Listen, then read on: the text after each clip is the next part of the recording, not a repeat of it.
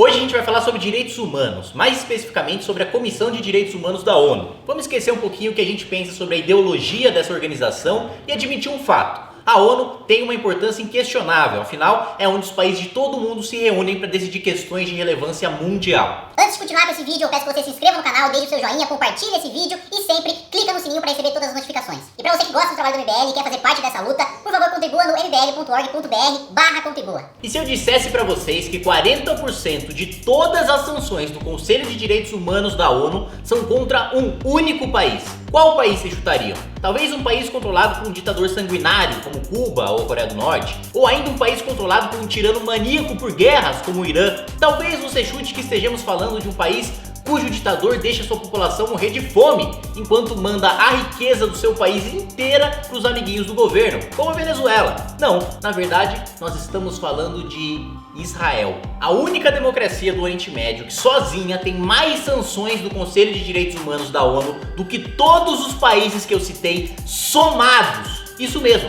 de acordo com as sanções da ONU, Israel é o país que mais atenta contra os direitos humanos. Independentemente do que você acha do Estado de Israel, o fato é que nas piores estatísticas, o país foi responsável por cerca de 46 mil mortes, o que está na média de qualquer país em guerra e representa menos que os 60 mil homicídios que o Brasil tem todos os anos em plena época de paz. Isso não é nada comparado a cerca de 2 milhões de mortes de pessoas inocentes causadas pelo Estado da Coreia do Norte, que recebeu menos de 5% das condenações da ONU do que o Estado de Israel. A Nigéria causou mais de 1 milhão de mortes e nunca foi condenada pela ONU. A China, com seu longo histórico de ditadores tiranos e incontáveis mortes por esses regimes, também jamais recebeu uma condenação do tipo. Essa bizarrice acontece por uma razão. Em 1975, para tentar diminuir a força dos Estados Unidos no contexto global, Cuba se juntou com os países comunistas como a China, a Polônia, a União Soviética e o Kuwait, formando um grande bloco socialista na ONU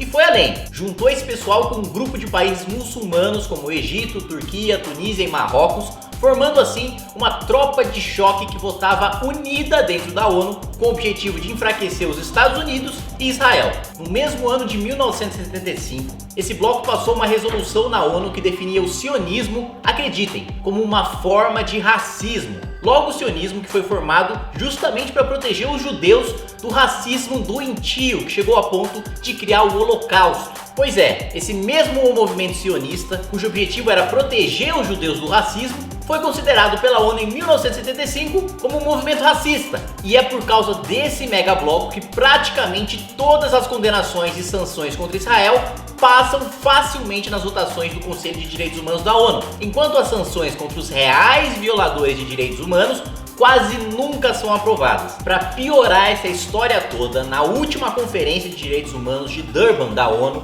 o principal palestrante foi ninguém menos que o ex-presidente do Irã, Mahmoud Ahmadinejad, que abertamente já defendeu a aniquilação de Israel e que nessa ocasião disse que o sionismo não é só uma forma de racismo, mas a raiz do racismo do mundo, algo muito, mas muito semelhante ao que pensava Adolf Hitler. O que está acontecendo na ONU é catastrófico, não só para os judeus, mas para o resto do mundo. O pior, está crescendo, se espalhando, ganhando legitimidade e credibilidade. Se fosse só o antissemitismo, já seria terrível e abominante, mas é mais do que isso. É a legitimação de ditaduras, o ataque contra o livre mercado e um grave atentado contra os direitos individuais no mundo inteiro. Ou os verdadeiros defensores dos direitos humanos acabam com essas distorções criadas pela ONU, ou a ONU acaba com os direitos humanos.